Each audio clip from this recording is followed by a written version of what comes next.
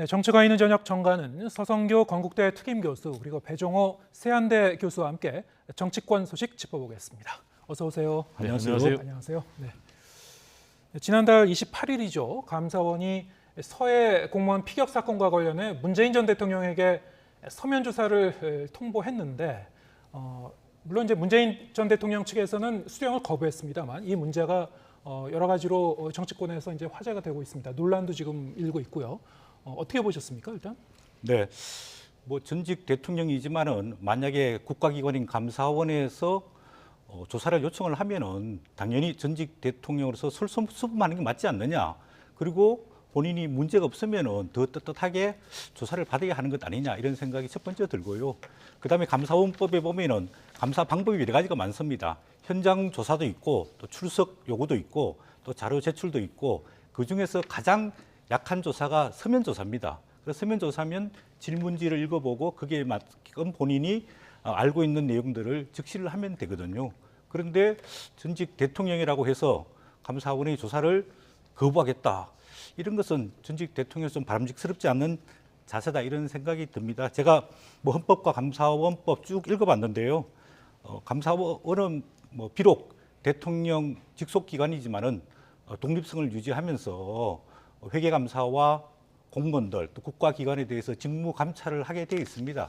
일부에서는 감사원이 전직 대통령을 조사를 할 수 있느냐 이런 논란도 있는데 감사원법에는 3가지만 배제 조항이 있고 나머지는 전직이든 현직이든 국가기관과 공무원에 대한 조사를 할 수 있습니다. 그 3가지는 국회와 법원과 헌법재판소 공무원은 감사원에서 감사를 못하게 되어 있습니다. 그다음에 국무총리가 국가기밀사항을 요청한 경우에는 감사원이 감사를 못하고요. 국방부 장관이 군기밀 또 작전상 지장을 초래할 수 있는 내용이 있을 경우에는 감사를 못하게 돼 있는데 그 이외에 그 직무감찰 범위는 중앙정부, 중앙행정기관, 지방자치단체 또 중앙과 지방자치단체 위탁기관과 거기에 속한 공무원들, 소속 직원들은 직무감찰을 할 수 있기 때문에 전직 대통령이지만 뭐 질문 내용이 구체적으로 아주는 모르겠지만은 지금 알려지고 있는 내용으로는 2020년 9월 20일 우리나라의 해수부 공무원이 서해에서 북한군의 공격을 받아서 피격당해서 죽었단 말이에요. 네. 그거에 대해서 감사원이 조사를 하고 있는데 당시 9월 23일 보면은 관계 대책 장관 회의가 열렸습니다. 대통령은 참석하지 않았고 국가안보실장, 국정원장, 통일부 장관, 비서실장이 참석을 했는데 그 참석해서 회의 내용을 문재인 전 대통령이 보고를 받았느냐,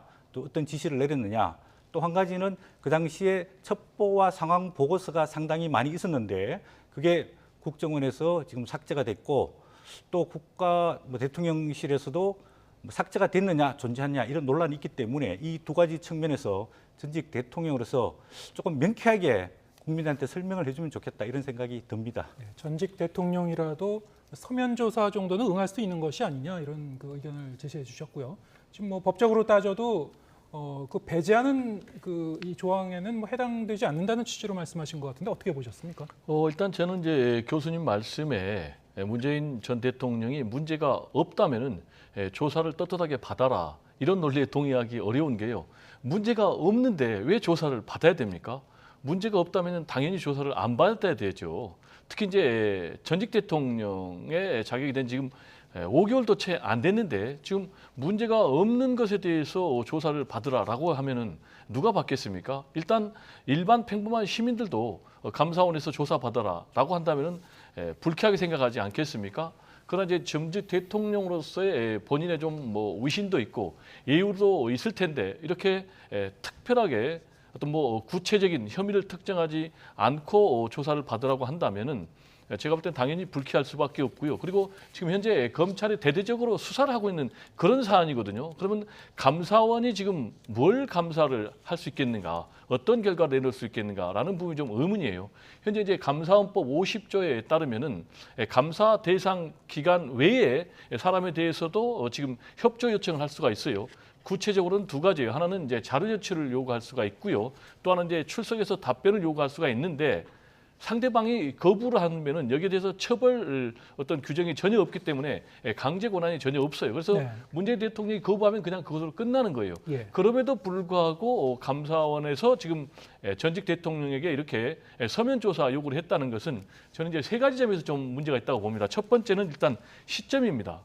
이게 9월 28일 날 서면 조사 요구를 했거든요. 예. 그럼 이제 이 9월 28일 이 시점이 뭐냐면은 윤석열 대통령의 국제 정상 간의 외교 무대에서 막말 논란이 굉장히 문제가 된 그런 시점이었거든요.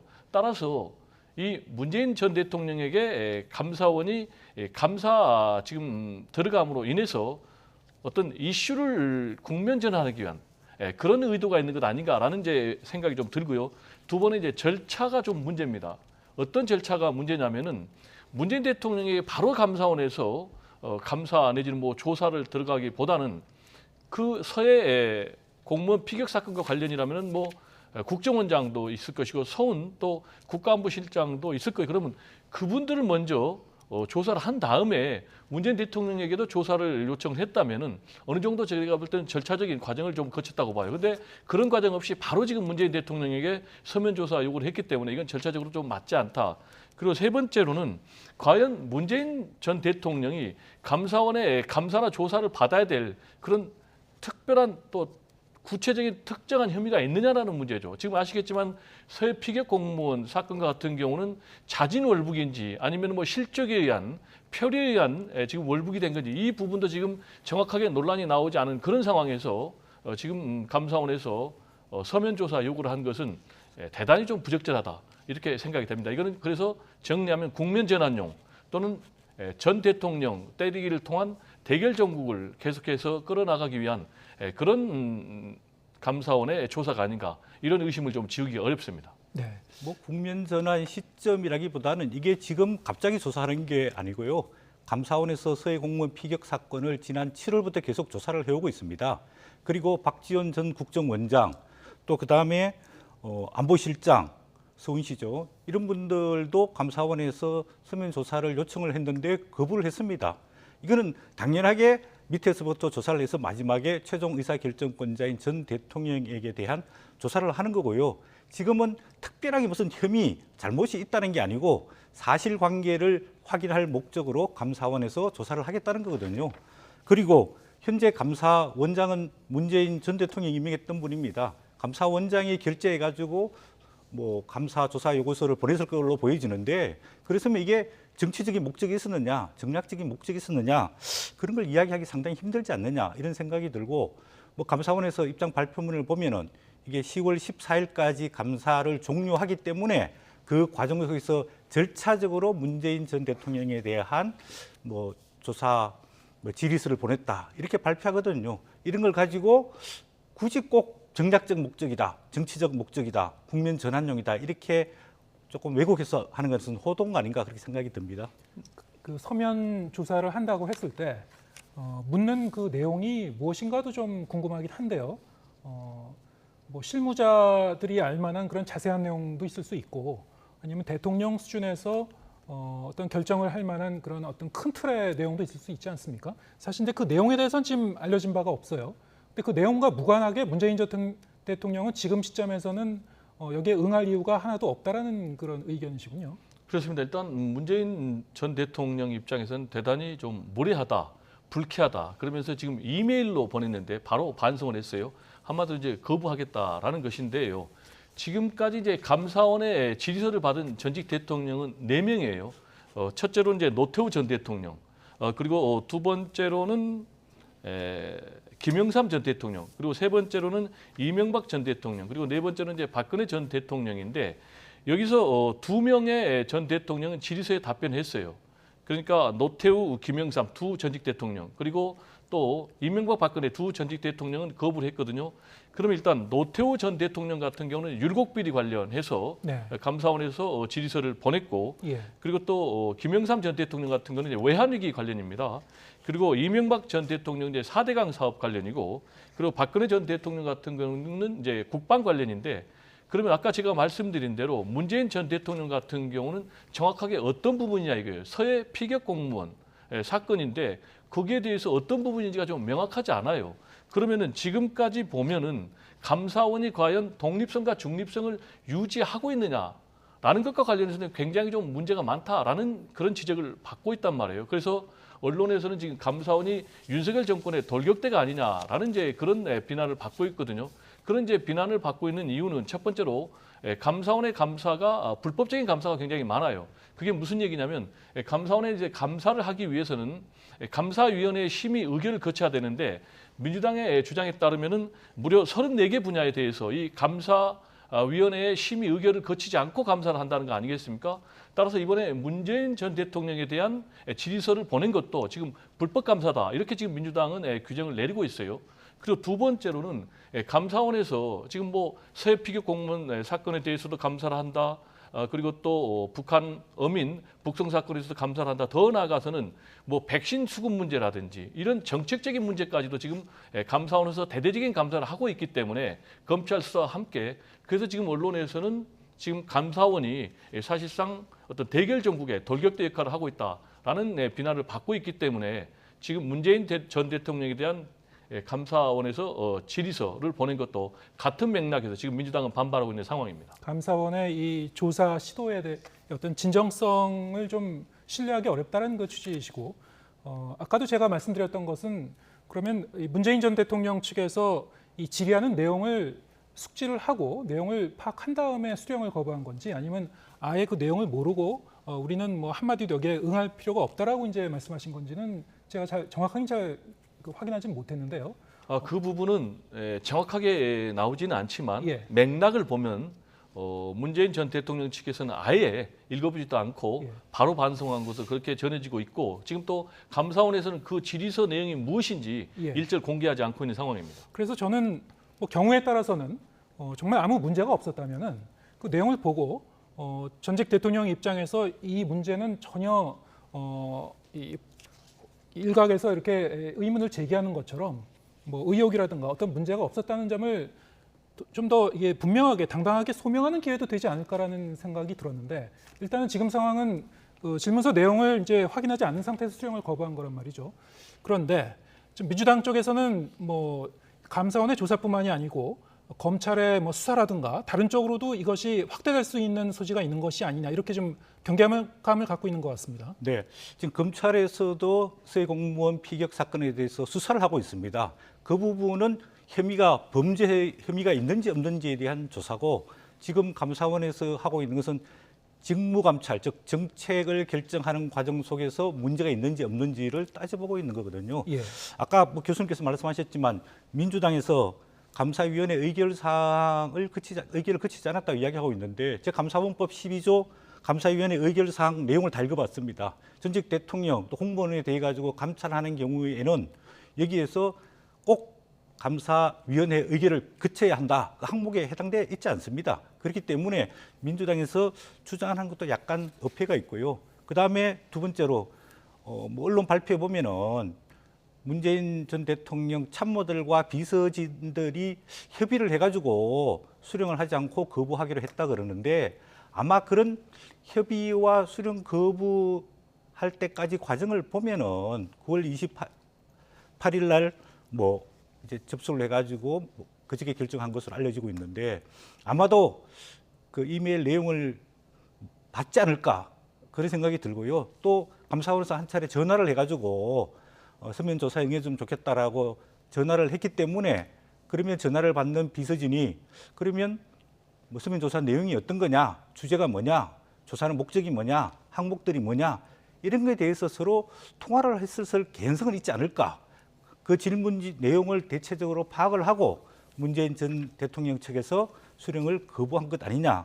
저는 이런 생각이 듭니다. 네. 저는 좀 이거는 동의하기 뭐 어려운데요. 추측의 영역이긴 한데요, 예. 그거는. 특별감사라는 명목으로 감사원장이 마구잡이로 감사를 하게 되면 어떻게 되겠습니까? 그 감사의 공정성을 믿을 수 있겠습니까? 그럼 이제 표적 감사가 되는 것이죠. 따라서 감사를 하기 위해서는 이제 감사위원회 심의와 의결을 거치는 게 정상이고요. 그리고 아시겠지만은 윤석열 대통령이 대통령 후보 시절에 전 정권 적폐 수사를 굉장히 강조를 했거든요.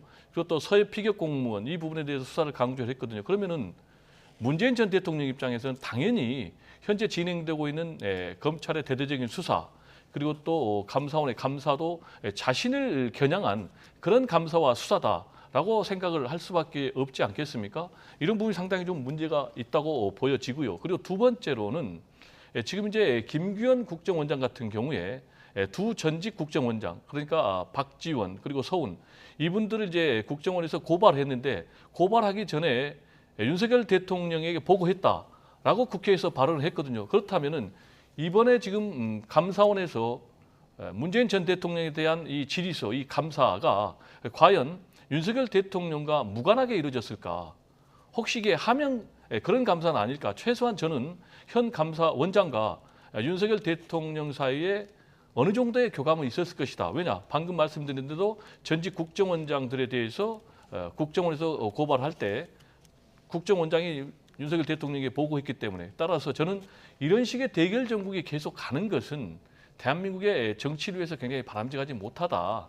그래서 저는 이제 윤석열 대통령이 계속해서 전국을 대결 정국으로 끌고 가기보다는 빨리 국면 전환을 오히려 솔직하게 자신의 잘못된 발언에 대해서 사과를 하고 정치를 복원해서 협치를 할 필요가 있다라는 얘기를 좀 강조를 하고 싶습니다. 이거는 뭐 윤석열 대통령한테까지 뭐 연결시킬 필요는 없고요. 지금 감사원장 대부분의 감사위원들이 문재인 전 정부 때 임명된 사람들입니다. 이분들이 왜 윤석열 정부의 돌격대 역할을 하느냐? 저는 그런 부분에 대해서 이해가 안 되고요.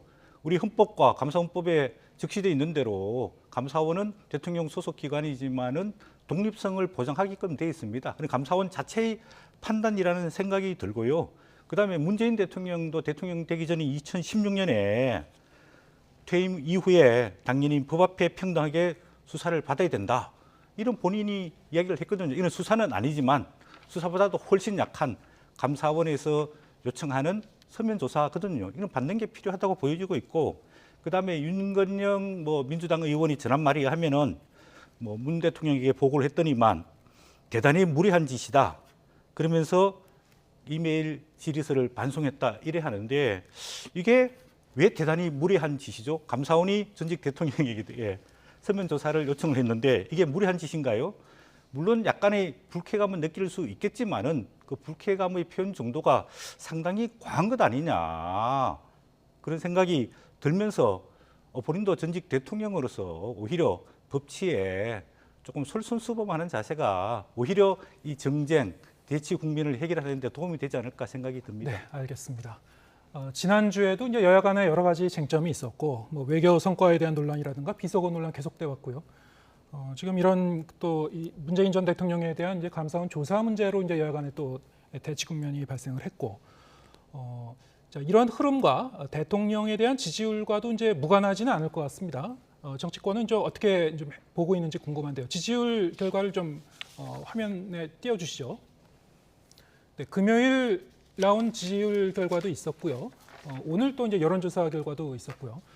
지금 화면에 나오고 있는 거는 오늘 발표된 리얼미터 미디어 트리뷴이 의뢰해서 조사기관이 리얼미터가 이제 조사한 여론조사 결과인데요.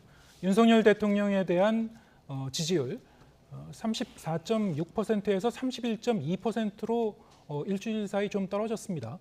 금요일 발표됐던 한국갤럽의 이 지지율 조사 결과도 떨어진 것으로 나왔고요.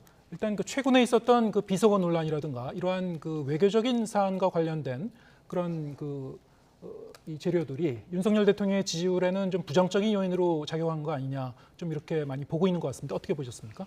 네, 지난주에 비해 가지고 좀 소폭 하락세, 그러니까 3.4 퍼센트 포인트가 떨어졌는데요. 그래서 이제 30%대 중반으로 가다가 30% 초반으로 다시 조금 내려왔는데 그동안에 일어났던 일은 아까 말씀하신 대로 순방 외교 논란 때문에 조금 부정적인 지지가 올라가고 긍정적인 지지가 일단 떨어진 것으로 보여집니다. 순방 외교 논란 속에서도 사실 순방 외교 성과가 많았는데 윤석열 대통령과 또 그 대통령실이 제대로 즉각적이고 구체적이고 좀 내용 많게끔 홍보를 잘 못했고 오히려 비속어 논란이 증폭되면서 조금 부정적인 영향을 많이 끼쳤다고 보여지고 있습니다. 특히 이제 보수층에서도 좀 상당히 많이 지지도가 떨어졌습니다. 뭐 대구 경북 쪽에서도 긍정은 떨어지고 부정은 올라가고 부산, 경남, 울산에도 긍정은 내려가고 이제 부정은 올라가고 뭐 70대 윤석열 대통령의 절대적인 지지층이라고 볼 수 있는데 이 층에서도 부정이 약 한 10% 정도 올라가고 긍정은 10% 정도 떨어진 걸로 나오고 있거든요.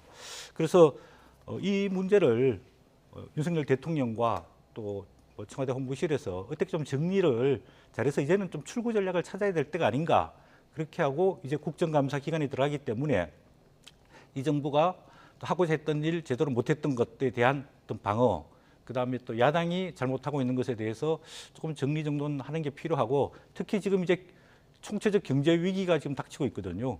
고금리, 고환율, 고물가 또 거기다 경상수지 적자 이게 또 97년, 98년 IMF 경제 위기가 온 것 아니냐 이런 국민의 불안과 위기감이 크기 때문에 그런 부분에 대해 가지고 좀 대통령과 또 정부가 좀 적극적으로 대응을 하게 되면은 또 지지도가 조금 반전되지 않을까 그런 생각이 듭니다. 네, 지지율은 떨어졌지만 앞으로 이제 민생 현안과 여러 가지 그 경제적인 그런 그 문제들 어떻게 처리하느냐에 따라서 좀 달라질 것이다. 역시 뭐 국감도 맞물려서 좀 영향을 주겠죠 앞으로. 뭐 저는 굉장히 부정적으로 보는 게 네. 민생 현안을 처리하기 위해서는 야당과의 협치가 필수적 아닙니까? 개혁 입법을 통과하기 위해서도 야당의 협조가 필요하고 예산을 통과하기 위해서도 야당의 협조가 필요한데 지금 이렇게 전면적인 대결 전국을 하고 있는데 야당의 협조가 있겠습니까? 네. 따라서 제가 볼 때 이제 민생을 제대로 살피지 못하기 때문에 지지율은 더 하락할 가능성이 굉장히 높고요. 지금 이제 외교와 관련해서 네 가지가 문제입니다. 첫 번째로는 빈손 외교 또 그리고 굴욕 외교 아니겠습니까? 그러니까 외교에 대한 어떤 성과가 전혀 없다는 거예요. 그리고 두 번째로는 지금 막말 논란까지 빚어졌다는 거예요. 그리고 세 번째로는 그럼에도 불구하고 이걸 오히려 MBC 언론 보도 탓이라고 뒤집어 씌우기로 지금 나가고 있고 그리고 네 번째로는 이제 잘 기억이 안 난다. 무슨 말을 했는지 이렇게 거짓말까지 하고 있단 말이에요. 그러다 보니까 지금 윤석열 대통령의 지지율이 갤럽에서는 다시 최저 24%를 기록을 했거든요. 그리고 리얼미터도 지금 거의 최저점을 향해서 가고 있거든요. 그럼 이렇게 부정평가가 급속도로 높아진 결정적인 배경은 하나는 이제 중도층에서 이탈하고 있고요. 두 번째로는 보수 지지층에서도 지금 이탈하고 있단 말이에요. 그렇게 되니까 지금 빅데이터 썸 트렌드 분석 결과에 보면은요. 긍정평가가 14%밖에 안 나왔어요. 그리고 부정평가가 84%나 되거든요. 그러면 이런 양상이 계속되면은 앞으로 20%대를 확실하게 유지한다는 보장도 없거든요. 만약에 20%까지 무너진다면은 윤석열 대통령의 국정 운영 동력이 급속히 제가 볼 때는 손상될 수밖에 없기 때문에 빨리 협치 정부로 국명 전환을 하고 지금까지 논란을 빚었던 자신의 막말에 대해서는 깨끗하게 사과하는 것이 최선의 선택이 아닌가 그런 생각이 좀 듭니다. 네. 뭐 내일 국정감사도 시작되고요. 지금 말씀하신 대로 여야 간에 이제 협력을 해서 처리해야 될 여러 가지 이제 민생 현안도 많은데 일단 협치는 좀 실종된 상태인 것 같아요. 앞으로 이제 어떻게 전개되는지 다음 주엔 또 두 분 모시고 그동안 이제 일주일 동안 전개된 이제 국감이라든가 여러 가지 민생 현안과 관련해서 더 얘기 나눠보도록 하겠습니다. 오늘은 여기까지 듣겠습니다. 네. 서성교 건국대 투임 교수 배종호 세한대 교수와 함께했습니다. 고맙습니다. 네, 감사합니다.